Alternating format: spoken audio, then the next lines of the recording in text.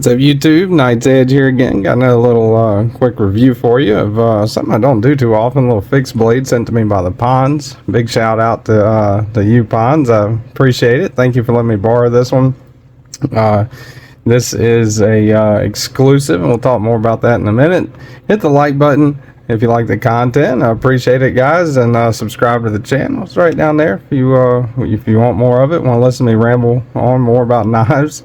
So this one is the Kizer Maverick Customs designed Harpoon Mini. Pretty cool little fixed blade. I don't really do them too often. Like I said, I try to go about reviewing it as best as I can for somebody who's an amateur experience at least at looking at some folding knives, but this one's pretty cool too. So yeah, let's go over. We'll go over the overall spec before I get into it too much. This is the Afterlife edition from Smoky Mountain Knife Works. This one in particular is not available anymore, but they do have many more versions available of this particular knife on I'm looking at BladeHQ's website right now, and Smoky Mountain has a few different versions of them available if you're interested. But this particular one with kind of like the Beetlejuice looking Halloween theme going on, this one is not. It is sold out. So let's go ahead and we'll do an overall, I guess, measurement of this bad boy. So from the tip of the blade to the end of the handle, you're looking at 6 and just over 6.5, almost 6 5/8 of an inch. On overall blade length, well, it's full tang, right? So blade part of it, not the handle part of it, length, you're looking at just a hair over 3 inches, and for cutting edge, right at 3 inches on the cutting edge. Go ahead and do some blade stock thickness tests here with our calibers. Make sure they're zeroed out. All right, thickest part of the spine, you're looking at, let's go up here, 121 thousandths right there. And that goes down to behind the edge right at 26 thousandths. Handle thickness under 1/2 inch, 443 thousandths. The handle thickness. Put the calibers up here. Let's do, first of all, we'll do some size comparisons. I guess we can do them with some folders, right? First, that's 8010 cold steel. Demco Knives 8020.5. So you can see it's kind of a smaller little fixed blade. Let's go with the Spyderco Paramilitary 2 and the Spyderco Para 3. All right, close to Para 3 size. Actually, we're all a little bit shorter than the Para 3, but a lot more cutting edge.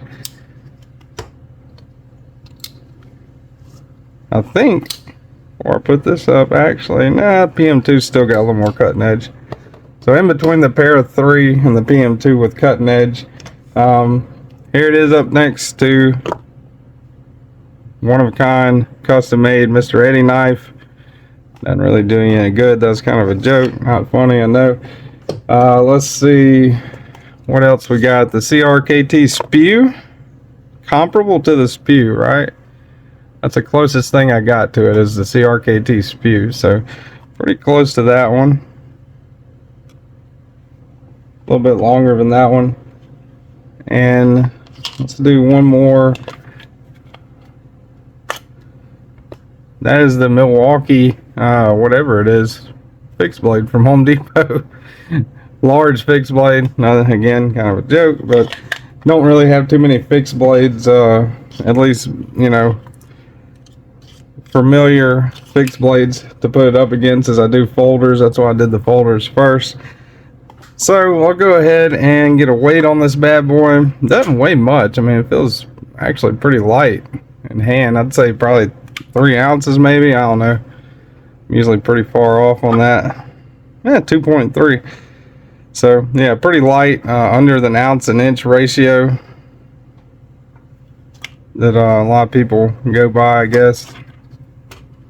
In the pocket, This is where we get the sheath out again. You can clip it in your pocket, and let's see. Yeah, there we go. Goes on your belt. No, you can't clip it on your pocket, I don't think. No. Alright, so that will, you can run your belt through there. That's Kidex sheath. And it clips like that. Pretty cool little sheath. I mean, it seems like it's pretty secure in the sheath itself. So, I guess that's how to go. Actually, your belt will be up here, right? That's how to go on pocket. I don't know. Alright. Next, we got, I think, well, no, maybe so. Yeah, it's Kidex. A cool little pattern for Kidex. Little Kidex sheath. But, again, this thing is super, like, I mean, it's locked in there. I would definitely trust carrying that, you know, in that sheath. No issues there at all. Normally I do hardware. Well, I guess I can still do hardware check, right? I think it's T8, and this is, let's see, yeah, this is T8.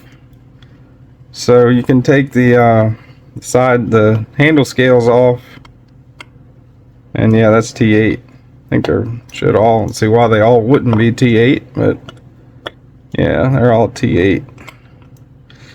So easily take those off if you for whatever reason don't like the handle scales, and swap them out with some different handle scales for it, which you might actually be able to get from Kizer's website. I'm not sure.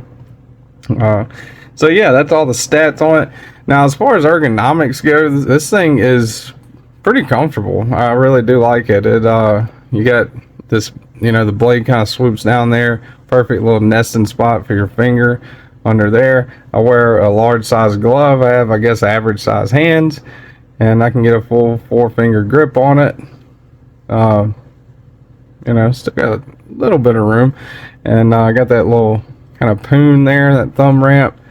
Feels pretty locked in and solid right there. So good on that as far as the grip goes on it. And again, that little ramp up top definitely helps. This one is in 3V steel, you can see there. So that is a pretty, to my understanding, I don't have any 3V steel, but from everything I've seen, read, and heard on it, 3V is a pretty good steel for fixed blade. So no issues there, and it seems like a pretty good price to me. They go for around $69.99. That's these versions, and the, I see, actually the other version I'm looking at right now is on BladeHQ, and that one's 69 bucks.